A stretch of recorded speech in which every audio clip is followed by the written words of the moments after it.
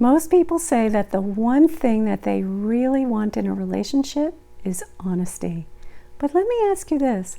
Have you ever had a fight where both of you said awful, hurtful things to each other, only later to say, I didn't mean it, I was just angry? But mostly your mother. When we would lie in bed together, sometimes I would look at you and see her and just feel so gross. I felt repulsed when you touched me. You're a slob. I made all the beds, closed all the cabinets, I took care of you like an infant. Makes me want to peel my skin off. You'll never be I'm sorry. Me too. The truth is, those words did mean something. Many times, we don't even realize what we're truly trying to say. And our words that come out so hurtfully often come from a deep place of hurt within ourselves.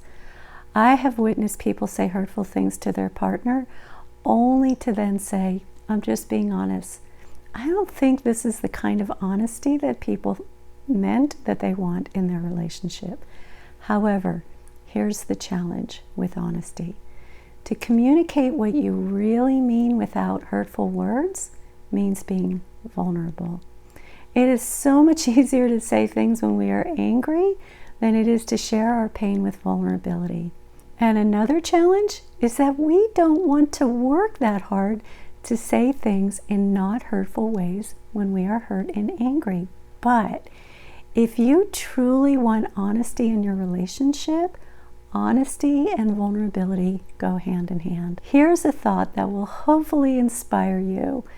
You want and need to be heard and understood.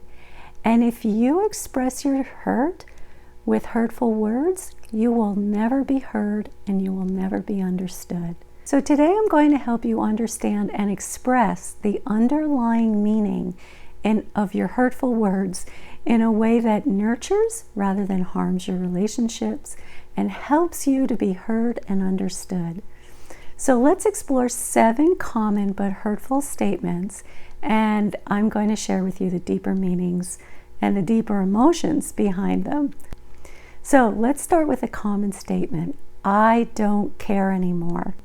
It can be hard to hear this from your partner, but this statement often comes from a place of intense frustration and emotional exhaustion.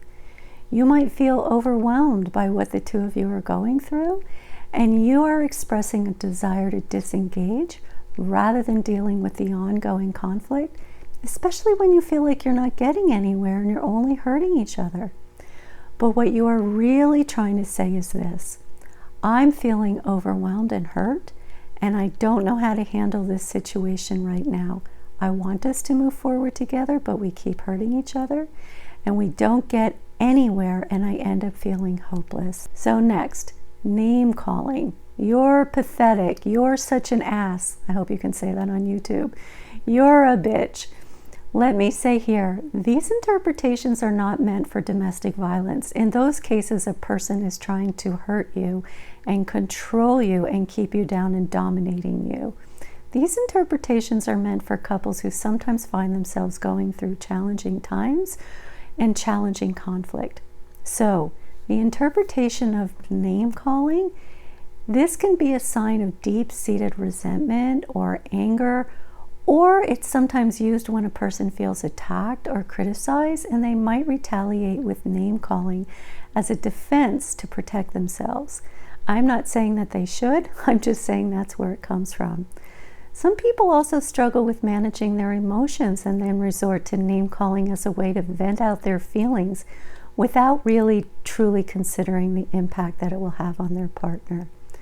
But what they're really trying to say is, I'm extremely frustrated right now and extremely hurt. I feel trapped and cornered, and I don't know what to do right now. I feel helpless, and I don't want to hurt anymore. Let's move on with this statement. You're crazy. This statement is often used to dismiss your feelings and your perspective and make you feel invalidated. I mean, that may not be the intent to make you feel invalidated, but that's ultimately the result. But this person might be struggling to understand your emotions and your actions, and then resorts to using a phrase that is belittling to you. But what they're really trying to say is, I don't understand why you're feeling this way, or really understand your feelings or why you're acting this way, and it's making me uncomfortable. This statement does often come from a place of feeling overwhelmed, often feeling inadequate, that's a big one, and not having a clue how to respond. So you're crazy just shuts it all down. So imagine your partner says, "You never listen to me." Who hasn't said that? It's pretty common, right? But what are they really trying to say? This statement can come from many different places. It might mean that you feel like your thoughts and your feelings or your opinions are routinely dismissed and not validated and not understood. But what you truly mean is that you feel like your thoughts and your feelings and your opinions are not valued. And while your partner may value them, you need that to be communicated to you. And one more thing to consider, and I know this sounds odd to say, but many people don't know how to listen in a way that a person feels understood. I'll do some videos on how to listen so you feel understood. So another one that I hear is, "I need some space." And this one can frighten those who fear abandonment. And while it might sound like a pushing away, it actually comes from a place of feeling overwhelmed or stressed.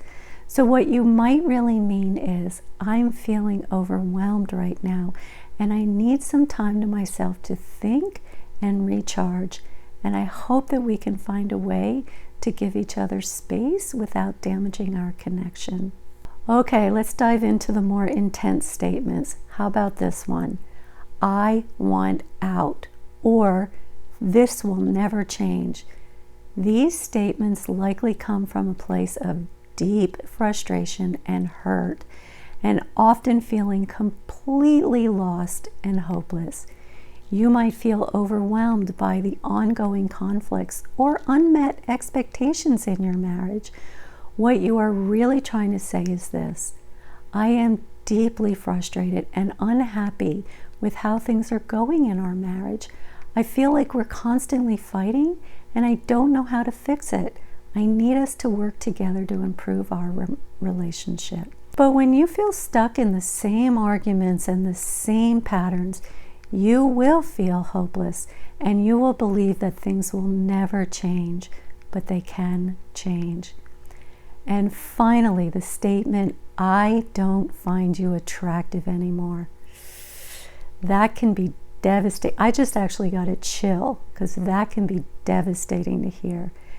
But it might indicate that you are struggling to see positive things in your partner, probably due to extreme emotional disconnection.